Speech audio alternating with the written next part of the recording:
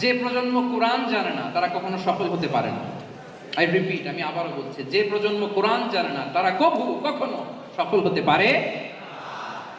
তাহলে আমাদের মুসলিম আইডেন্টিটিকে যদি প্রিজার্ভ করতে হয়, প্রোটেক্ট করতে হয়, প্রথমে আমাদেরকে সালাতের ব্যাপারে সোচ্চার হইতে হবে, সচেতন হইতে হবে। 2 নম্বরে কোরআনের সাথে আমাদেরকে অ্যাটাচমেন্ট বাড়াইতে হবে। কোরআন যেমনি বিশুদ্ধভাবে আমার আবৃত্তি করতে, তেলাওয়াত করতে জানতে হবে, আবার কোরআনের রিফ্লেকশনগুলো, কোরআনের শিক্ষাগুলো আমাদেরকে জানতে হবে। দুটো গেল। 3 নম্বর হচ্ছে হালাল হারাম কনসার্ন। হালাল যদি আপনি মেনটেন না করেন, আপনার কোনো মুসলিম আইডেন্টিটি নাই। আল্লাহ বলছেন কুলু মিম্মা ফিল আরদি হালালান তাইয়্যিবা, এই জমিনে যেগুলোকে আমি হালাল করেছি এগুলো তোমরা কনজিউম করো। সম্মানিত শুধু খেয়াল রাখবেন, হালালের ভেতরেই বরকত আছে। হালালে কি আছে? হারামে কোনো বরকত নেই। হারামে আছে সাময়িক উত্তেজনা আর উন্মাদনা, কিন্তু হালাল এর ভেতরে আল্লাহ তাআলা বারাকা ঢুকিয়ে দিয়েছেন। তাহলে আমরা হালাল কনজিউম করব, কি বলেন? সব ক্ষেত্রে, সব ক্ষেত্রে।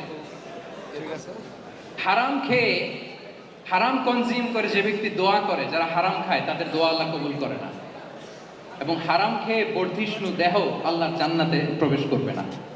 লা ইয়াদখুলুল জান্নাতা জাসাদুন গুযিয়া বিল হারাম, হারাম খেয়ে যে দেহ নাদুস নুদুস হয়েছে ওই দেহ কখনো আল্লাহর জান্নাতে প্রবেশ করবে না। জন্য খবরদার, আমাদের সব কিছু আমরা হালাল দিয়ে সাজাবো ইনশাআল্লাহ। বলেন সবাই। আমাদের অনেকে একটা ভুল করে, সেটা হচ্ছে অনেকে খাবারের ক্ষেত্রে খুব কনসার্ন, যেটা হালাল হইতে হবে, যেটা আমি কনজিউম করব এটার ব্যাপারে খুব কনসার্ন, কিন্তু অন্যান্য বিষয়ে তার আর কোনো খেয়াল নাই, প্রক্ষেপ নাই। এরকম আছে না নাই বলেন? আমাদের সরকারি বিভিন্ন অফিসগুলোতে ঘুষ আছে না? ঘুষ আছে।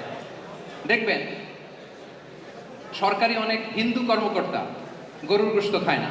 কেন খায় না? তার ধর্মে এটা নিষেধ, গরু খেতে চায় না। আচ্ছা, আবার সরকারি অফিসগুলোর অনেক মুসলিম কর্মকর্তা দেখবেন সরকারি কাজে থাইল্যান্ড গিয়েছে, চায়না গিয়েছে, খুঁজে খুঁজে হালাল রেস্টুরেন্ট খোঁজে। ওয়াইন খায় না, পর্ক খায় না। কারণ কেন খায় না? এটা ইসলামে নিষেধ। কিন্তু 2 অফিসারই, মুসলিম অফিসার, হিন্দু অফিসার, 2জনই আবার ঘুষ খায়। হয় না এরকম? হিন্দু অফিসার গরুর গোশত খায় না, তার ধর্মে নিষেধ। মুসলিম অফিসার ওয়াইন খায় না, পর্ক খায় না, তার ধর্মে নিষেধ। তো ঘুষও তো 2 ধর্মের নিষেধ, কি বলেন? তাহলে যেটা খাবো, কনজিউম করবো, শুধু এইটার ব্যাপারেই কি হালাল? না। ইউর ইনকাম শুড বি হালাল, ইউর ফ্যাশন শুড বি হালাল, ইউর এন্টারটেইনমেন্ট শুড বি হালাল, ইউর রিলেশনশিপ শুড বি হালাল। আপনার রিলেশনশিপও কি হইতে হবে?